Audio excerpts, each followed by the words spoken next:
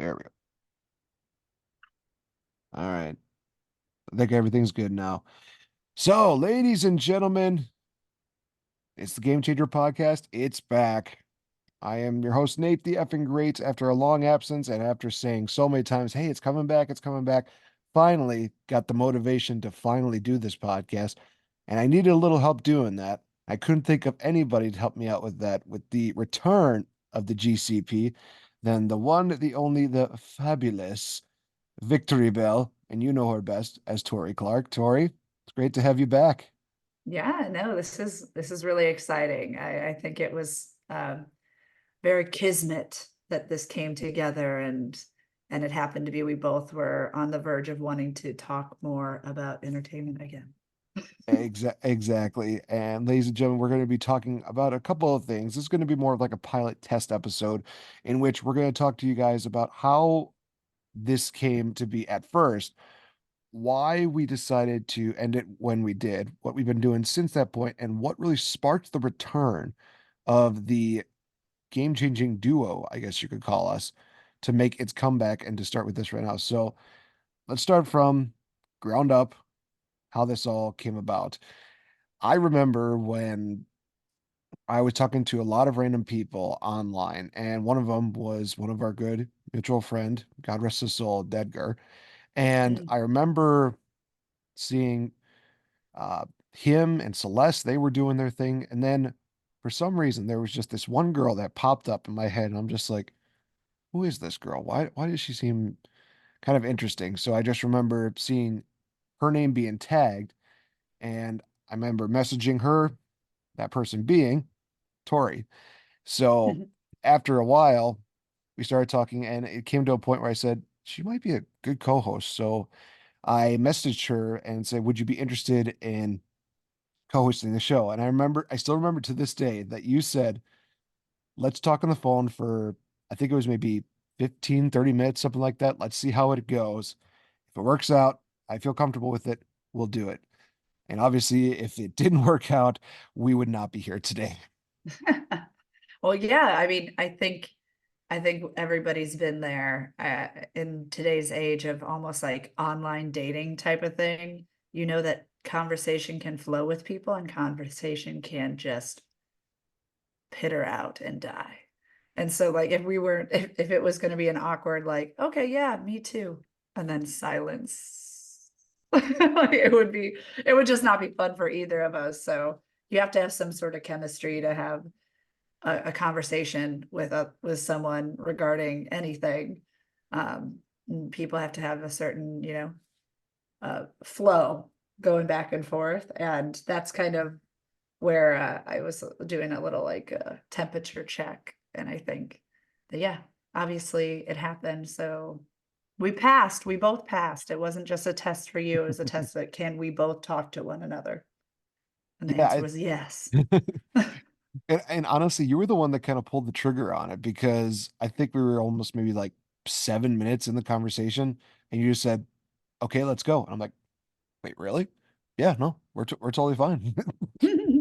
Yeah. Well, again, like if you can tell when you can talk, come on, Nate. There had to be a time where you were talking to somebody and like you were just like, oh my gosh, I feel like I'm pulling teeth here. Like, why am I even having this conversation right now? No, no, definitely. Not as much though, because I think I've definitely tried to like reach a point where it's like, okay, maybe this person's not really worth my time, and they're just not really giving me that much because you want to feel like they have like as much interest as you do with them. I think that was kind of one of the things that really set us apart from a lot of other shows is that we definitely do try to like dissect each other's brains to be like, okay, I understand what you're saying, but why? That's kind of, I think, one of the cool things that really made the show work was because we definitely had two sides to the same cloth, and it was always a fun time, no matter what we were doing, really. Oh yeah. Oh yeah. Well, I'm glad that you've never had to experience too bad of like somebody not like vibing with you. But I liked what you said about the having common interest within the person you're talking to. I think that's a huge thing that you bring to the table is that you're very interested in that person and you bring your interests to that person. I think that's one of the things that made me just like right away be like, all right, we can do this. Like you're giving me as much as you're hoping to receive. And that's huge where a lot of people don't, I don't think that's a common thing. Maybe podcasting, interviewing wise, it feels that way, but I don't think in general it's a common thing. And I think having the idea that someone can be interesting no matter what they're talking about or why they're talking to you or what's going on is a huge attribute to have. Like, make that person interesting, be interested in them. And then all of a sudden, you're right. There is no boring conversations that are just like, so it's cold out. I think, right? Not by me, but I think if one of us were to do that line, we would just be doing that just to either break the tension or just to be goofy. Because I think we reached that point where we are just so comfortable with each other with that. I mean, for goodness sakes, we did at least 3 years worth of like Oscar live shows, uh, which I feel like every single one of them had their own quirks, with the last one being probably the biggest bomb that we had because we tried putting it on Facebook and they're just like, no, just no, kept taking it no. down. Facebook said no to me so many times in my life, and now I just given up. I've gotten the message. Thank you. I'm done. You hear that, Mark Zuckerberg? She's done with you. Uh, This Not just relationship's over. Meta, not done, but Facebook, it wasn't them, it was me, apparently. I was the problem, so they took me off of it. Jeez Louise. I'm like, So, so obviously, like I said, we did so much and we talked about so much when it came to the podcast. And obviously, there came a point where it felt like we were on a good roll, but life does change. And when that kind of change happens, it does change a lot of things. And what happened was, I believe we did the last, I think there's, no, it was, I think it was after we did the last Oscars show. We were talking about, uh, you were going to be moving to California. And I think that what hits more about that last Oscar show was that I think that unlike the ones where we just kind of were like, oh, hey, this was fun, everything like that, it definitely felt like we didn't want it to really end. I think I remember us talking for maybe hour, maybe more after the show was even over, just talking about, what it's going to be like after this kind of ends with that. It mm, just, it kind of hit really hard. It was one of probably the first times where I wouldn't say I was like depressed about it, but it was just one of those things where it's like, I'll even use this as an example. Recently, I just did a show and we did the performances, and it's one of those things where you just didn't want that feeling to end. And it was kind of that same feeling where it's like, I just don't want this to be over because it's so much fun working with you. I don't know. Did you feel the same way when that happened, Tori? Or how did you feel oh, about this kind of? definitely. I mean, I had a lot, there's a bittersweetness about it, right? So, like, there's some good in understanding that, like, there's a moving on point of like I'm moving on to a different location for my own career and what I'm doing. But it stinks that you also have to like kind of let go of the life that you had there, and this was part of that life, was having the ability to go and meet up and do podcasts together live, and then be on the same time zone and all this stuff. Like, it was definitely one of those things that it's like, hey, like, we can't do this anymore, and that's really really sad. There was definitely a grieving period. I don't know if I grieved right away because I don't think I understood the grief behind just moving even at that point.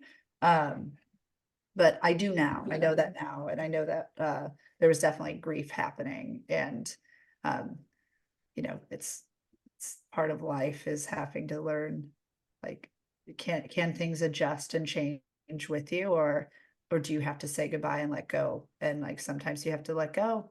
And I think what most people are figuring out in their lives now is if you let something go, it can choose to come back to you.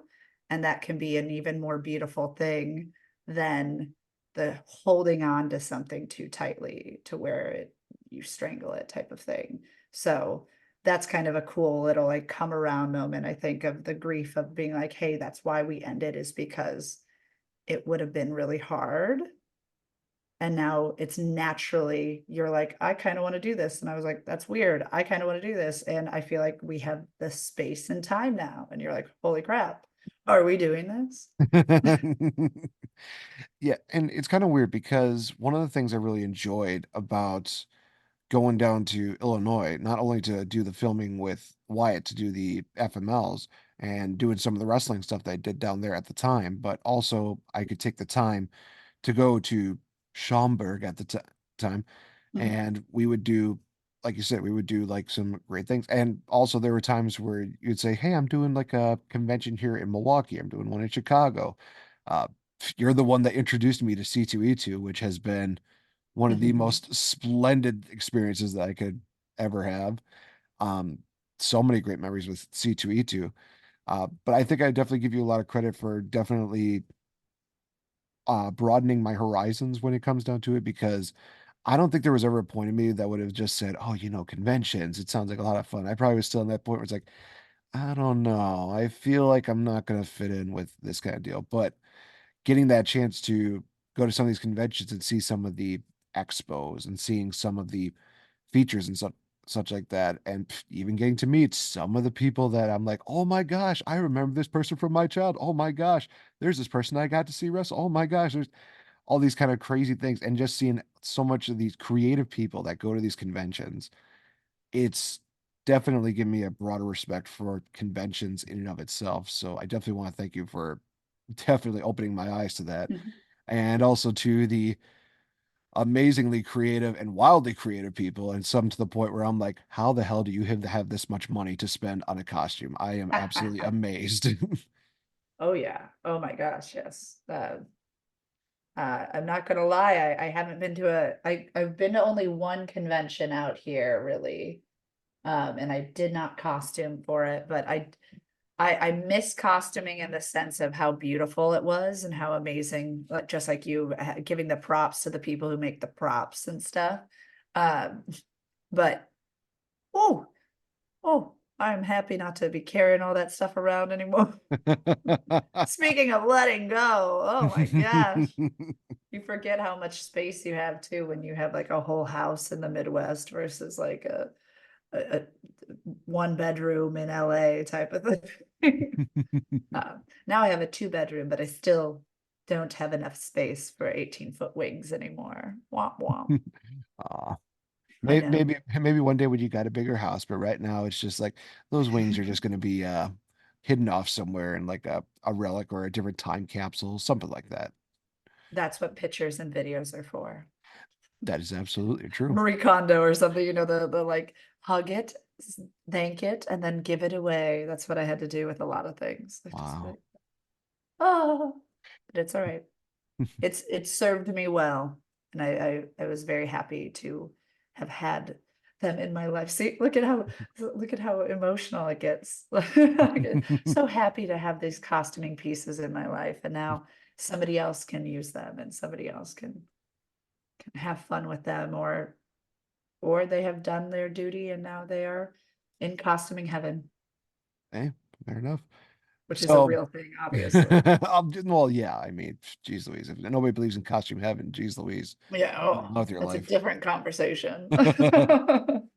So, since we've broken off and kind of going our separate ways, what have you kind of been up to? Because I know that every now and then we've kind of chatted about some of the things that you've done. I think you've gone to uh, a couple of different jobs. You met some very cool people from what our conversations have been. But like, if you can give us like a summary of what you've been doing since the show kind of ended. So it's kind of like one of those where are they now feature us, because I'm sure a lot of people since you left Facebook are like wondering, wow, I wonder what she's been doing.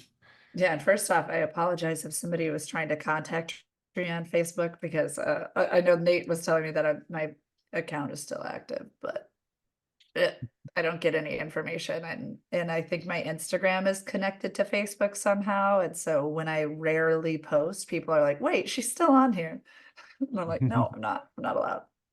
Had to do that weird picture with your ID and you're like, it's me. And they're like, we don't believe you. I'm like, oh man, That makes sense. Jeez. man.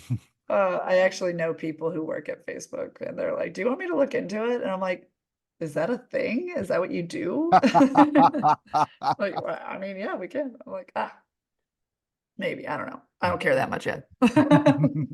Not gonna get the like little the real people touching the thing. Um, but no, so a lot has happened, a lot of things I've been in. But I guess mainly is I live in like the west side of Los Angeles now, only like a mile from the beach. Um, I love where I live. It's beautiful. I love going to the ocean. I love the freedom I have. Right now, I'm kind of more just doing gig work. So I'm taking on just acting jobs, and I currently am an actor for a company that hires hosts to come in and host game nights. So I've worked with, Dan from Imagine Dragons. I've worked with Kristen Bell. I've worked with quite a bit of like, like kind of more like B-list celebrities too, that you just like, you're like, oh, I know who you are. Like, I know who you are, but if I like, you don't know their names, but you're like, oh, like Schmidt from New Girl. And I'm like, yeah, you were Schmidt from New Girl, and stuff like that, which is really kind of fun, really cool to like know like there's so many entertainers, there's so many actors out there that you get to like just interact with at this gig because that's what I'm doing is I'm hosting the night for them, and they're like, "Are you an actor?" I'm like, "Of course I am. Do you see me with this microphone in my hand? The power." Um, but yes, I do a lot of just kind of gig work, and I feel very successful in that, but I also, am still on the lookout for, the next big acting, like on camera opportunity. I'm currently in a few pilots and not much, like they're not like out. So like I can't talk too much about that, but I've been really throwing myself into the industry as much as possible out here. And I think we kind of chatted, but like, 2020, I moved to LA in 2020, and we all know that it was shut down. Everybody was shut down. And then 2021, it opened up for a second, and then it was like, oh, gotcha. Nope, shut down again. And I was like, oh, you. They're like, yeah, we got you. You thought you wanted to do this. I thought so. But no, I guess not. Um, and then 2022, it picked back up again and things were happening. But then the strike and everything of this past year has really, really made it a little like interesting in the sense that it's like, okay, we're gonna just wait until it comes back to me, almost like the podcast. So as of right now, I am acting as if I am a spider and I am building my web. And whatever comes into my web, I will give it my attention and see if it's worth my time.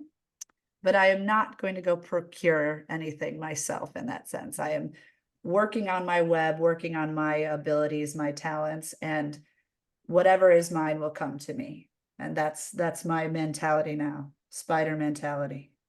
I'm Spider Woman is what I was trying to say. I was going for like the Madam Web kind of reference there. I feel like that Mhm. would have been more appropriate. I mean, I Oh, love my Dakota. my niece would like me to choose Ghost Spider, Ah, okay. which I is I think the Gwen Stacy version. oh, okay. Oh, I could see that. I could definitely see So I that. should have said I'm Ghost Spidey. I know that theme song too, the Spider-Man show on Disney Plus because I've had to sing it so much. I was also about to say which one. I'm pretty sure there's at least five different Spider-Man TV shows on that. It's like a Spidey Friends. It's called like Spider-Man and Spidey Friends. So Oh, it's like that for one. Okay. yes, for like 3-year-olds. Yeah, that's the one that I'm talking about. Yeah, I think that my nephews tried to watch it and I think it just kind of went over their heads a little bit. It's just one of those things where like, oh, it looks cool. Then they sit down and watch for a while. It's like, okay, this is boring. I think that's a big difference between girls and boys. Like she'll just like she'll just like be that. Like she's like, this is me now. I'm Spidey. I'm Ghost Spidey. And like she's watching it and doing whatever that person's doing. And it's really funny. It's super cute until you have to replay the song over and over because she wants to Oh, play it. It's that I do something not like miss. it, but you know, the guy, the singer is the lead singer to from Fallout Boy because his Oh, kids were really into the show. So he's like, why not? Why not? I'll do it. So it's a great catchy theme. Um, still, still not necessarily what you want to listen to on replay, you know? right. No, But maybe definitely that's not. my personal opinion. My personal opinion. Right. So I guess if people are kind of curious, for me, I've been just kind of working from like job to job. There's even of like a point where I think I was going from like one job to another. One job, I'm not going to mention their name because I think at this point it's just futile. They had me on for about a month, and then after a while they were just like, "Yeah, we're gonna have to let you go." And I'm like, "Why? I don't think I've done anything wrong." And then the HR rep, they didn't say this in front of the people, but they said to me behind closed doors, they said, "Well, one of the reasons why is just that it didn't seem like you were very interested." And it's like, I haven't barely even started. I went to go get my CDL license. Fortunately, I failed, so that would mean that I didn't just get it for nothing. Oh But wow. um, but yeah, no, it was just one of those situations where I'm like, no, you know it's weird when they basically tell you you don't have to put us on your resume. You don't have to do that. It's like, okay, this is weird, but I mean, this just shows how much of a good company you are to me, at least. Probably, Wow, yeah. probably better with other people, but not for me. So now I'm working with FedEx as a delivery driver. So I found my routes. I Nice. found a place where I've really been enjoying it. Uh, Working with a network called Wrestle Addict Radio, who talk a lot Mm. about wrestling. Just going to do a quick shout out to them. Uh, Kings of the Rings podcast, Pretzelmania podcast, Young Lions Perspective. Definitely check them out all throughout the week. They are absolutely phenomenal. Uh, and also check out our Discord because we do a lot of crazy stuff. Like there comes a point where we'll just randomly just go into like wrestling impressions. Like I'll break out the Stone Cold impression, be like, "Oh, you can't kick out of my move, son. Oh, hell yeah!" Just having Wow. absolutely crazy times. And one of the proudest things that I've done recently was Noses Off, which was a show within a show kind of theater deal, and worked with an amazing cast. I cannot, for the life of me, continually to show praise to them enough because they are absolutely amazing. I actually went through like a full long Facebook deal where I talked about each individual person that was in there. Thankfully, it was a smaller cast, so it wasn't going to be like a 20-page deal. I think it was more like 10, but regardless. Um, but it was one of Wow. the best experiences, and there were a lot of people that had gave me positive feedback that were just saying like, "Wow, you're really, really good at this role." And there were some people that saying like, "This was the role for you. This was just perfect." Because I played a character who knew all the lines and basically are just saying like, "Nope, this is not the right line. This is not the right line." I'm like, "Wow, this somehow worked out to my benefits. I came out to be the most annoying version of me possible, basically." But people are just like, "No, but it's still funny. It's still funny." Yeah, it all works out in the end when basically I'm being threatened, hit, fall off a bench, that kind of deal. I got to do some physical comedy and pay homage to Chris Farley, which was the best part. I just literally Oh, that's so great. like I said to everybody, I'm going to try my best to get those posted up on the YouTube channel as much as possible. It's going to be the three performances that we did. So three different performances. You're going to get three different shows, honestly, because no two shows are exactly the same. So getting the chance, Exciting. I want to it's see it. I will definitely show you once we get that linked up. All right, so now we get to the why we decided to reconnect and do this. And like I said, we kind of been talking like on and off for a while. We definitely try to, keep that connection between us because there is still that deal where it's like we spent like 2+ years talking to each other. So it's like we can't just cut each other out of our lives cold turkey. There was no way that was going to happen. Of So, course, yeah. um, yeah, we talked every now and then, and you were the one that actually sparked the idea. You said, I think I kind of would like to do podcasting again. And I was thinking, oh, okay, she must want to do like her own podcast or something like that. It's like, no, I want to do podcasting with you again. I'm like, interesting. Is there a time where you can talk? Okay. And I immediately got flashbacks to the first time that we talked on the phone. It's like, well, and honestly, it was quicker than that for conversation, probably like 4 minutes. And we're like, let's do it again. Let's make a Yeah, comeback. So, round two. so for those who are wondering, was it a dramatic story? No, it was probably quicker than it was the first time that we talked. It was. We already had our intention set. Right. But no, yeah, I personally just think it was always fun to kind of go into a show or something that I was watching with the idea that I would get to talk to somebody about it.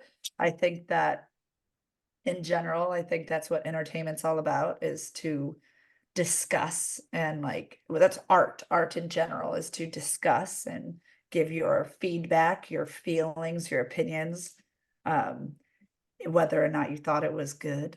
Uh, I love the idea that like I had somebody I could talk to about these things, and we would, schedule, okay, we're going to watch this or do that or do that. And then you're like going in and you're like, oh my gosh, this is crap. I'm going to take notes about this and say that and blah, blah, blah. And it's still fun and it still engages you and it makes you want to watch more things and be more in the now, in the know of what's going on in the entertainment business. And that could only be a positive thing for me, as and for you too, as actors in this industry. um it's always good to know what's out there, know what roles are out there, and what series are coming back around or having a season three or whatnot. And I think this podcast is one of those things that just keep you excited about all that stuff, instead of like, I'm good elsewhere. Like I'll still go play basketball, I'll still go do all these things. I'm interested still in that. My little like fandom, I don't even know what I want to call it, little fandom, like little like passion has kind of like petered away. Ooh. And so I want to ignite that again. And I thought that this could be the thing, and Nate could be the guy to ignite it again. Light the torch of the game changer. Light the torch. Let the victory bell fly like a phoenix Yes. from the fire. Let's do it. Burn it down. Oh man, I'm already thinking of just like great theme songs to just put at the start of the show. Obviously, guys, this is going to be a pilot episode, so it's just going to be raw, us talking, that kind of deal. But time goes on, you'll definitely hear a lot of more music being played. Who knows if time goes on, maybe we can get sponsorships. Who knows at this point? We'll see how Yeah. that works out. But to give you guys a preview of what you can expect with this show, as Tori said, we're going to definitely be talking a lot about entertainment. And honestly, one of the biggest entertainment gurus, icons, and I guess mountains that we have right now is, of course, you guessed it, Disney. Because Disney owns everything. And yes, Simpsons called it. Who cares who called it? So it was kind of crazy because I was thinking about like what in Disney can we talk about? And one of the things that I don't think we even hit on when we first did the show was talking about the different eras that Disney kind of went through. And I'm thinking, how many eras could they possibly have? In total, they would have seven, but I decided to add an eighth one. And I'll tell you guys right now what that era is. It's the straight to VHS era, because that itself is an era that needs to be discussed. Because we lived that and it was interesting to say the least. And that's the beautiful thing about Disney Plus, is that we can talk about it and be like, wow, this was a thing that happened. Yeah. Yeah. Yeah. And it's interesting. And I mean, I love how you're praising them too. And at the same time, like some people are like, what the heck is going on? Like when are we gonna get a good one? When are we gonna get a banger again, Disney? Make me cry, Disney. Make me cry like I cried when Cody Rhodes won the WWE title. Make me cry like that. Damn it. You know, it's really crazy because yes, I can praise Disney for what they have, but I'm not afraid to be like, Disney, explain yourself with this one. I remember George of the Jungle 2. I took a full week just to watch that movie. It was hard. It was hard. So that's gonna be one of those things where I'm sure a lot of people are gonna be interested. Why was it so hard? Well, first of all, having Brendan Fraser not in there was probably the problem, but that's beside the point. So, Wait, what? He didn't just get a nose job and a whole face change and a voice lift? well, I'm pretty sure the first joke that they made was that, oh, Brendan Fraser was too busy being a big Hollywood actor. I'm like, wow, you're literally burying your movie right at the start without even giving it a chance. That's nice. Straight to VHS, right? So that is going to be hit on there. I know that we are also going to be talking about some of the new movies that are going to be coming out. As time goes on, I mean, honestly, there's going to be so much to really even discuss.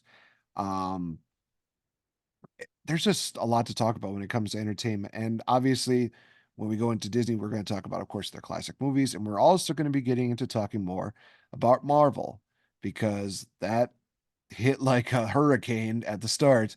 And now it's kind of maybe a drizzle, which, like I said, we'll get into that a little bit more when we talk about it. But just to give you guys a little preview of that, it's going to be wild. It's going to be crazy. Honestly, I think you're going to get a lot more out of us than previous times. I think at first we were kind of a little nervous and then we're starting to open up a bit. Now we're just at a point where it's like we have our opinions. We do not care at this point. We know the old saying as it goes is that everybody has an opinion like an asshole and they all smell. Is that what we say? Is that that's No, what, that oh right. no, that's what a Oh, okay, wrestler that's once said, and I'm just playing off of it because it is actually true. I yeah, if you don't have an asshole, that would probably mean you're not alive. And gotta go get that checked out. Um Nice little addition to that now. now go see a doctor. Go see a doctor because Victory Bell would like you to see that. Otherwise, she will burn you with her phoenix flames. Yes, yes. That's We just another way to get rid of an asshole. also, also, I do want to say that just because of the fact that we mentioned sort of a Pokemon deal, um, one of our mutual friends, Ben Trust, who is also a wrestler in the Midwest area, literally decided to piss off everybody in the Pokemon fan nation by ripping up a holographic Charizard card. Oh, wow. This is just like, cry, you dweebs. All I did is I gave him a gift that just said, "How dare you?"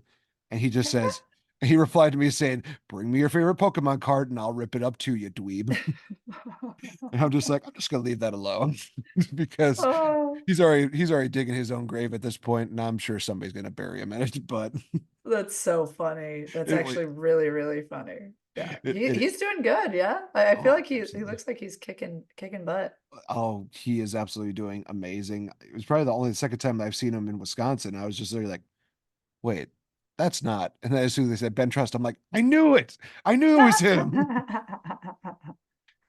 Oh, you dweebs.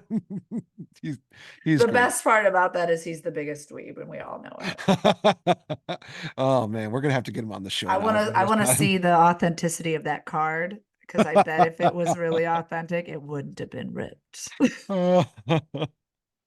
Uh, also, I will say this as kind of a side deal that I'm actually going to start doing again is that I'm actually going to do some interviews with a couple of people. They might be wrestlers, but they're also going to be some local talent. Some people that I've known through the theater community, as well as some Ooh. people that have actually worked through cosplay through the Midwest Wisconsin area. That been talking to them, and there's even been one place. I'm gonna give people this name and definitely check her out. Goofy Gore is one of the most unique, but also amazing just creative things I have honestly ever seen. They literally have like those like little green men that they have in uh in the Toy Story Buzz Lightyear movies. Oh yeah, yeah, yeah, the army men. So no, not those ones, like the little green alien men. They have those. Oh, oh. So Okay, yes. there With is three legit, eyes. yeah. So there's a way that she was able to take that and just make it into like almost like a horror movie creature. She just takes something like that. It's like, you know what? Some people are having fun with Winnie the Pooh. This only seems right. Oh, wow. Wow, wow, wow. Okay, yeah. That's awesome. I have the pin Very around here. creative. I do have the pin around here somewhere. I'm gonna have to show it to you one of these days. It's amazing. Oh man. But definitely check that out. Like I said, Goofy Gore is what it's called. Mm. Definitely check it out. It's absolutely phenomenal. So we're gonna wrap up this edition. It's gonna be a short episode. Like I said, it's our pilot, which, hey, ironically enough, you can talk about this one, Tori, because you're involved in it. And literally, I'm like, Yay! and hey, I don't have to deal with NDAs because I can't afford NDAs at this point. So I mean, you can send one out. Doesn't mean we can enforce it, right? that is true. Or I could just Do send you whatever you want, Nate. It's just not enforceable. it's just one of those letters that just says NDA. There's like nothing else other Yeah. than the three This is letters. an NDA. I didn't know how to do it. I assume this is how they did it in the corporate world. It's just Yeah. NDA. There we go. People are like, yeah, yeah, that's totally how it works. This guy's I an sent you idiot. an NDA. Did you not see it? And It's just they pretty just funny. write whatever it is underneath it. It's like Yeah. non-disparagement agreement, non-dental association. Oh my gosh. Good job. Good job. Yeah, definitely send me an NDA and I will make up a good acronym for it. This chaos and more that you can only get on the Game Changer podcast, guys. We are back and we are hoping that you will join us for this crazy wild ride. And we're starting off strong because we're going back to the golden ages, silver ages, whatever you want to call it, of Disney. So that is what you can expect for the next episode. We're covering the eras of Disney, talking only about the animated movies. We could talk about the live action ones, but that feels like just another podcast in and of itself. So we're going to cover the main ones that we have for each era, and then we're going to kind of go from there. It might even take two episodes for some of these movies because there's a lot to Ooh. talk about with these. Oh yeah, love them. What a good time. I'm Right? excited for going back in time with Disney. It makes me happy. My inner child is singing. But if you guys want to interact with us on social media, you can definitely check me out on Twitter as well as on Instagram at Real FN Game. Feel free to say something nice or say something mean, but not too mean because I do cry easily.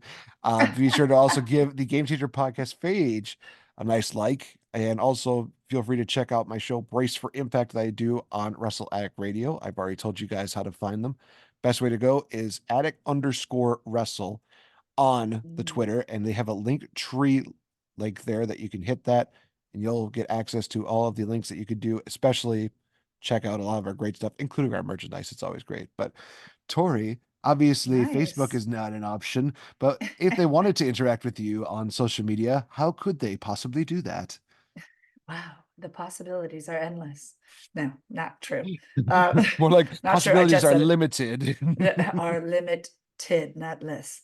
Yeah, I would say the best way to interact with me is on my Instagram, which is at Tori Clark underscore boss mode. And yeah, you can catch me there. Like, send me a message. I hopefully will start posting again. I really enjoy posting on Instagram and creating again, and that's why we're doing this. And this is a creative collaboration, and we're going to continue to do it. And who knows, it might spark more things from both of us. Absolutely. So, guys, thank you so much for joining us here. Like I said, GCP is back. We're bigger, we're badder, we're better than ever, and we're probably crazier than ever at this point. So Yes, I would say yes. I accept my crazy more than ever now. maybe we're gonna have to go little Mr. J and Holly Quinn, but who knows at this point. So thank you guys for joining in. For Tori Clark, I've been Nate the Up and Great. This has been the Game Changer Podcast. And we asked the question, why so serious? Take care, you guys. Yeah. Bye. Okay, now how the hell do I do this? Oh, wait, that's right.